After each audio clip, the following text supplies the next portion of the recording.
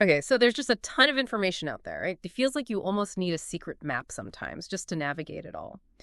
Well, think of us as your guides for today.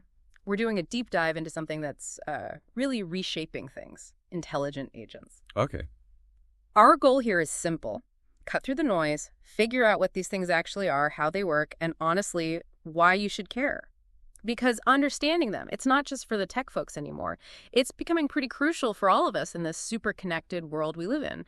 And everything we're talking about, it's pulled straight from the research. So yeah, let's unpack this fascinating world of intelligent agents. All right, so starting basic. When we say intelligent agents, what are we really talking about? Software, hardware, both. Both, actually. It could be either a software system or even embedded in hardware. Right. But the key isn't the form factor, it's the function. Right. So what makes them intelligent then? What are those core characteristics? Yeah, good place to start. Generally, we look for four main things based on, well, established definitions in AI. They need to be autonomous, have what we call social aptitude, be responsive to their environment, and also proactive. Okay. Basically, these four things allow an agent to perceive what's going on around it, make decisions, and then, take actions to achieve its goals. Let's break those down. Autonomy. I hear that word a lot. But for an agent, it sounds like it's more than just running without a human pressing start. Oh, absolutely. It's a really important distinction. Autonomy here means the agent can make its own decisions. Yeah. Independently. It's not constantly pinging a human for instructions. It operates based on its internal rules, its objectives, maybe even things it's learned over time. So it has its own internal logic guiding it. Exactly. Think about something really critical like air traffic control systems or managing a power grid. You absolutely need those systems to function reliably, making split-second decisions on their own with minimal human oversight. That's autonomy in action. Okay, that makes sense for high-stakes stuff. Then you mentioned social aptitude. That one sounds a bit counterintuitive for a machine. Social skills, really. Yeah. It sounds a bit funny, doesn't it? Yeah. But it's not about making small talk. For an agent, social means it can communicate, collaborate, maybe even negotiate. With who? Other agents? People? Both. It could be agent-to-agent communication or agent-to-human. This is huge when you have systems with multiple agents working together. Imagine a really complex supply chain. Or think about managing energy distribution across a smart grid with lots of distributed sources. Ah, okay, so they need to coordinate. Precisely. Their ability to talk and work together makes the whole system much smarter and more effective than any single agent could be alone. Got it. So they act alone, they work together. What about reactivity versus proactivity? Being responsive now versus planning ahead. How do they balance that? That's a constant juggling act, and a crucial one. They have to do both. Reactivity is about responding to immediate changes. Something unexpected happens, the agent adapts. Like that traffic example. Like an accident happens, reroute cars now. Exactly, that's reactive.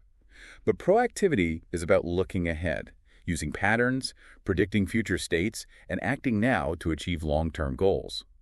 So the same traffic agent isn't just reacting to accidents, it's analyzing flow, predicting rush hour congestion, and adjusting traffic light timings across the city before the jam even happens. So it's playing both offense and defense, kinda. You could put it that way. It's responding but also anticipating. And fundamentally, how they do this often starts with mapping perceptions to actions like a complex set of rules. But the real intelligence, the tricky part, comes when things are uncertain or new. That's why the more advanced agents have memory, context, and crucially, the ability to learn. Okay, learning. This feels like where things get really different. You said adaptability. How is that fundamentally different from just, regular software? It's the absolute game changer. Conventional software, it's usually static. You program it, it does its job. The end. Right, it follows the instructions. Exactly. Intelligent agents, though, they're designed to learn from experience. They can actually modify their own strategies, improve their performance over time, all by themselves. How does that work in the real world? Can you give an example? Sure. Think about, say, a medical diagnostic system.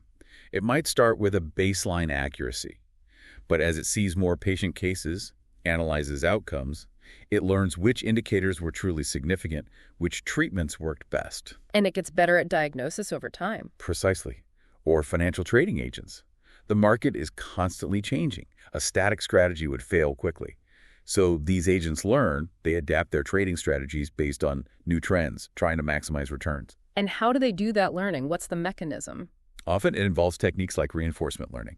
It's a bit like training a pet with rewards. The agent tries something, gets feedback positive for good outcomes, negative for bad, and it uses that feedback to update its internal decision-making rules. So it learns by doing, essentially. Yes, trial and error, but guided by feedback.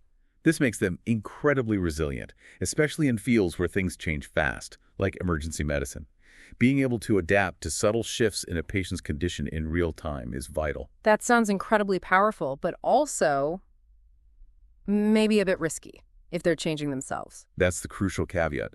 This self-improvement capability is powerful, yes, but it absolutely requires careful monitoring and validation. Because learning can sometimes lead to unexpected behaviors, things the designers didn't anticipate. Yeah. So robust design, strong oversight mechanisms, these are non-negotiable. Right. You need guardrails. Okay, going back to the social side you mentioned earlier, can we dig a bit deeper there? Why is that coordination so important, especially if you have lots of agents spread out? It's fundamental, especially for what we call decentralized or multi-agent systems. It goes way beyond just passing messages back and forth.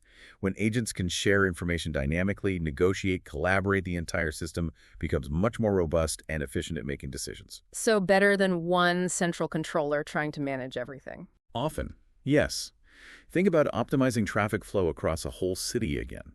Distributed agents may be one at each major intersection, communicating with neighbors. They can adapt to local conditions and contribute to solving global congestion problems much more effectively than a single top-down system might.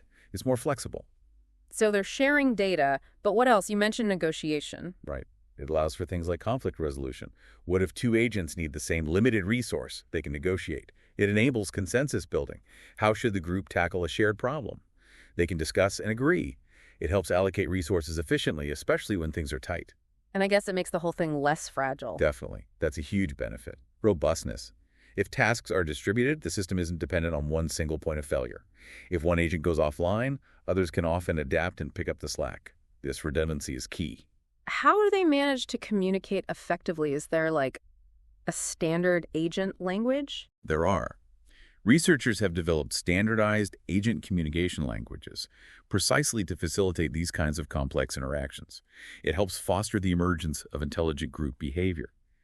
And one more point on sociality, it also helps with accountability and transparency. In sensitive areas, knowing which agent did what and why is crucial for governance. Okay, let's circle back to learning again, maybe get into the nitty-gritty. You mentioned reinforcement learning. How does that mechanism actually boost their capabilities so much?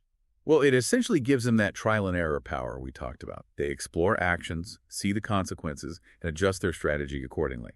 Think of a robot learning to navigate a maze. It tries a path, hits a wall, negative feedback, tries another, finds the exit, positive feedback. Over time, it learns the optimal route. So it's really good for problems where you have to make a sequence of decisions. Exactly. Especially when the environment is uncertain or unpredictable. Robot navigation, playing complex games like Go or chess, managing dynamic systems, that's where it shines. And is there solid proof this works better than just programming fixed rules? Oh yeah, plenty of evidence. Experiments consistently show that adaptive agents using these learning techniques outperform static ones, especially when the environment changes unexpectedly. They can dynamically adjust how much they explore versus exploit known good strategies. But you mentioned challenges too. It's not perfect. No, it's not magic. Learning can sometimes be very slow, requiring lots of trials. And agents can be sensitive to randomness, get confused by noisy feedback. So how do you deal with that? We need more advanced techniques. Things like optimizing the learning parameters themselves or finding ways to speed up convergence. Another important approach is combining learning with some form of planning or even external guidance, especially early on, giving the agent some safe training wheels, so to speak. To prevent it from making catastrophic mistakes while it's still learning. Precisely. You want effective learning, but also safe learning. And these techniques also help when multiple agents need to learn together, coordinating their exploration and strategies. So learning is essential when you just can't pre-program every possibility. Absolutely. In complex, dynamic worlds, predefined rules are often insufficient. Yeah. That ability to learn and adapt is what makes them truly intelligent. Refining these learning algorithms is a massive focus of ongoing research. This is all incredibly powerful stuff. Autonomy, learning, collaboration. But it also raises some big questions, doesn't it? About trust, control, ethics. How do we build these agents so they act in ways that align with our values? That's arguably one of the most critical frontiers right now. It's not an afterthought. It has to be baked into the design from the start. We need to embed ethical principles, moral guidelines, especially for agents operating in high-impact areas. Healthcare decisions, financial advice, autonomous vehicles, the stakes are high. And just telling them be ethical probably isn't enough. Definitely not. A key part is transparency and explainability. Think about black box AI systems where you can see the input and the output, but the decision-making process inside is totally opaque. Right, you don't know why it made that choice. Exactly. And that makes trust incredibly difficult. If an agent makes a decision that affects someone's life or livelihood, and it can't explain why in a way humans understand, that's a huge problem. It leads to public skepticism, resistance, regulatory issues. We need systems that can justify their reasoning. Are there concrete ideas on how to manage this, like governance structures? Yes. People are actively working on this. There are proposals for tiered governance frameworks, for instance. The basic idea is that the level of oversight and scrutiny should match the potential societal impact of the agent. An agent recommending movies needs less oversight than one involved in medical diagnosis or loan applications. Makes sense. What else falls under this ethical design? Things like identifying and mitigating biases in the data they learn from, ensuring fairness, being able to justify choices made under uncertainty. It's a complex set of requirements. So what are the real risks if we don't get this right? If we deploy powerful, autonomous learning agents without building in this trust and explainability? Well, the biggest risk is fundamentally undermining public and institutional acceptance. If people don't trust these systems, if they seem unpredictable or unfair, then all their potential benefits might not matter. exactly, especially where safety, privacy, or fair allocation of resources are paramount, we could end up with powerful tools that nobody wants to use or that cause unintended harm because they weren't designed with these values in mind. It really underscores why developing intelligent agents isn't just a computer science problem. It needs input from ethics, law, social sciences. It's a multidisciplinary challenge to create agents that are not just effective, but also reliable and trustworthy. Wow, okay. That was quite the journey. We've really unpacked a lot about intelligent agents, their autonomy, that crucial adaptability and learning, their social skills, how they respond. It's clear how all these pieces fit together to make them so capable in complex, changing environments. Absolutely. And we've seen how layering on advanced learning while simultaneously tackling the really hard problems of ethics and explainability makes designing and deploying them both more challenging and, frankly, more promising. So for everyone listening, what's the takeaway? Why does understanding this matter to you? Well, grasping these core ideas, autonomy, learning, sociality, ethics, gives you a framework, a lens to understand how these technologies are already working behind the scenes in so many areas and how they're going to shape our future, from healthcare to transport to how we work and communicate. It's not science fiction, it's happening now. So maybe something to think about as you go about your week. As these AI systems become more explainable, more ethically accountable, hopefully, how might that change your daily interactions with technology? And what new kinds of collaboration between humans and AI could that unlock down the road?